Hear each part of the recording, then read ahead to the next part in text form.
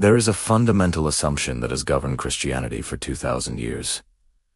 That Jesus of Nazareth came to give the exact same message to everyone, that his words were an open door, a democratic offering of salvation meant to be understood by the But what if you were told that this assumption is entirely false? What if the parables you have heard your entire life were not meant to clarify the truth, but to conceal it? If what I am about to show you is true, it means most people have been listening to Jesus their entire lives without ever actually hearing him.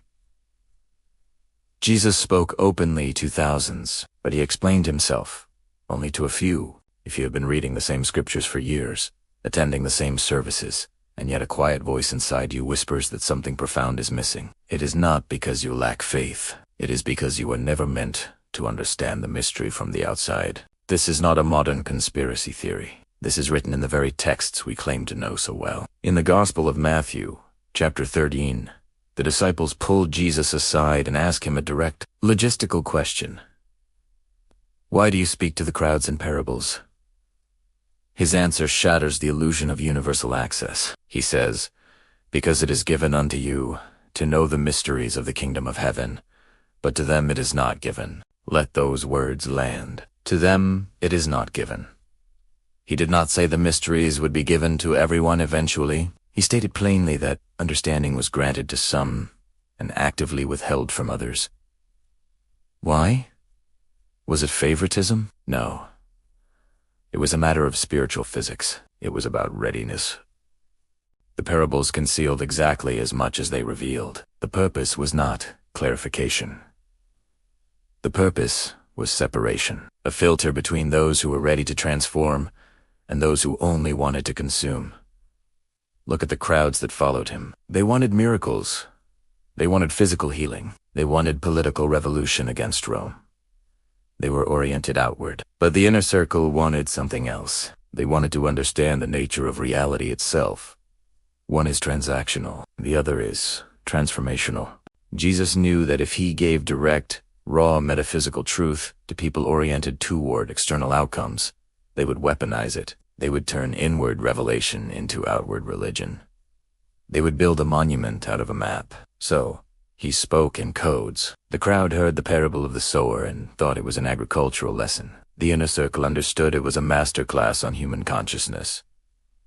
Same words, entirely different reception. How does one gain access to this inner circle? Most of us assumed the inner circle was chosen because they believed more, or because they were morally superior. But history proves otherwise. Peter denied him. Thomas doubted him. Judas betrayed him. They were not models of religious perfection. So what made them the inner circle? It was not their certainty. It was their capacity. The capacity to remain when nothing made sense. The capacity to sit in the tension of paradox without demanding immediate, comfortable answers. We have been taught that faith means mental agreement with a doctrine. But in the ancient, mystical sense, faith is the ability to remain present in the unknown. The religious elite, Pharisees and scribes knew the scriptures flawlessly, but Jesus called them blind guides. Their absolute certainty had sealed their minds shut. They had no capacity for mystery. If God did not fit into their existing theological framework, they rejected God. In the Gospel of John, chapter 6, Jesus delivers a teaching so radically confronting that the text says, "From that time many of his disciples went back and walked no more with him. He let the crowd leave. He didn't chase them. He didn't soften the message to keep the numbers up. He turned to the 12 and asked, 'Will you also go away?'" Peter's response is the defining mark of the inner circle. He doesn't say, "I understand your teaching perfectly." He says, "Lord, to whom shall we go? You have the words of eternal life." They didn't stay because they understood. They stayed because they were ruined for anything else. They were willing to have everything they thought they knew about God systematically dismantled. Are you following the divine because you want your life improved, or because you cannot turn away from the truth, even if it destroys your current identity? One orientation keeps you in the crowd. The other drags you into the inner circle.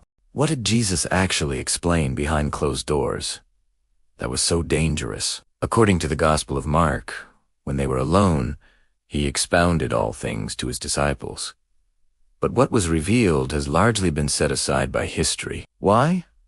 Because what Jesus taught in private could not be institutionalized. It could not be franchised into a global religion. In 1945, a peasant in Nag Hammadi, Egypt, unearthed a jar containing ancient texts hidden since the 4th century. Among them was the Gospel of Thomas, a collection of Jesus' secret sayings. In these private teachings, Jesus does not speak of a future kingdom coming from the sky. He speaks of a present reality. The kingdom of God is within you. Luke 17:21. Not after you die. Not coming with an army.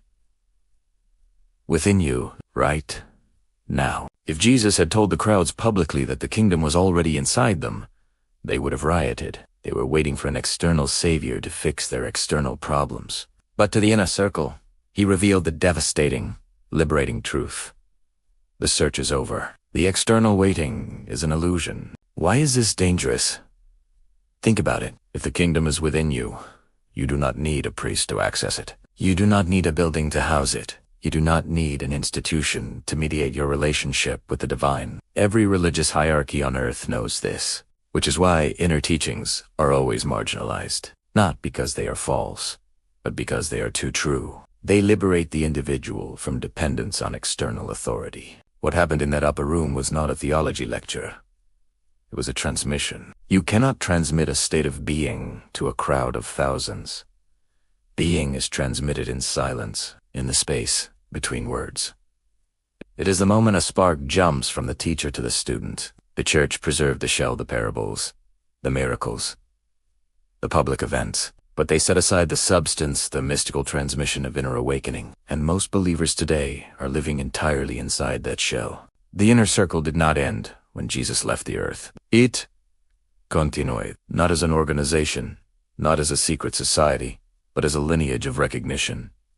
It is happening right now, in individuals who have grown exhausted by second-hand religion. People who love the Christ, but can no longer fit him into the rigid boxers they were handed. People who have reached the terrifying realization that they are no longer waiting to be saved, because they have remembered who they actually are. In the Gospel of John, Jesus quotes the Psalms to the religious leaders. "Is it not written in your law?" I said. "They are God's?" He said, "He that believes on me, the works that I do, shall he do also, and greater works than these shall he do." He was not building a religion of followers. He was initiating a lineage of awakened beings. He was the prototype, pointing toward the divine spark hidden in every human chest. If you are still watching this, you are standing on the threshold. Behind you is the comfort of the crowd, the safety of certainty.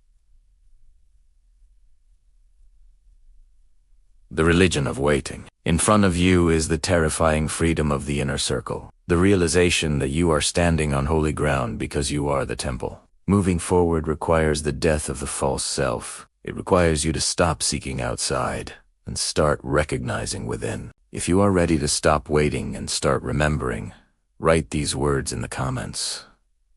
I am waking up, not as a social media trend, but as a digital altar, a recognition that something within you has always known the truth and is finally ready to bear the weight of it. The inner circle is not an exclusive club waiting to judge you. It is the reality of your own soul, waiting for you to recognize it.